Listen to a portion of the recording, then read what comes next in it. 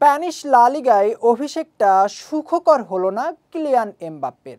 League শিরোপা ধরে রাখার মিশনে প্রথম ম্যাচেই পয়েন্ট খোয়ালো রিয়াল মাদ্রিদ। ফলে মৌসুমের প্রথম ম্যাচেই দুর্বল মায়োর্কার বিপক্ষে 1-1 ড্র করে লস ব্লাঙ্কোসরা। এদিন ব্রাজিলিয়ান তারকা রদ্রিগোর গোলে চমৎকার ম্যাচ শুরু করেছিল রিয়াল, তবে নিজের মাঠে দুর্দান্ত খেলেছে মায়োর্কা। এতে বর্তমান লিগ শিরোপা জয়ীদের কাছ থেকে পয়েন্টও কেড়ে নেয় তারা। অন্যদিকে গত সপ্তাহে ইতালিয়ান ক্লাব আতালান্তাকে 2-0 গোলে হারিয়ে উয়েফা সুপার কাপের শিরোপা উৎসব করেছিল কার্লো আনচেলোত্তির শিষ্যরা। রিয়ালের জার্সিতে অভিষেকে দুর্দান্ত ছিলেন এমবাপ্পে, তবে লা লিগার অভিষেকে নিজের ছায়া হয়েছিলেন ফরাসি তারকা।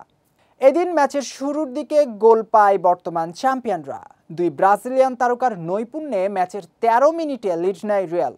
প্রতিপক্ষের ডি বক্সে ভেনিসিয়াস জুনিয়রের ব্যাক হিল ক্লিক বল পেয়ে যান রদ্রিগো।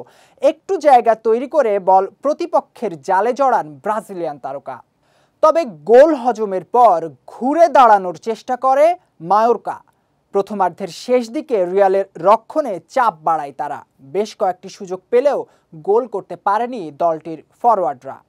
তবে ম্যাচের দ্বিতীয়ার্ধে সেই লিড আর ধরে রাখতে পারেনি রিয়াল। 53 মিনিটে রদ্রিগেসের কর্নার থেকে জোরালো হেডে মায়োর্কাকে সমতায় ফেরান কসোভোর ফরওয়ার্ড মুরিচি। এছাড়া এই ম্যাচে বড় ধাক্কাও খেয়েছে স্প্যানিশ জায়ান্টরা। ম্যাচের শেষ দিকে ফাউল করে লাল কার্ড দেখেন ফেরল্যান্ড মেন্ডি।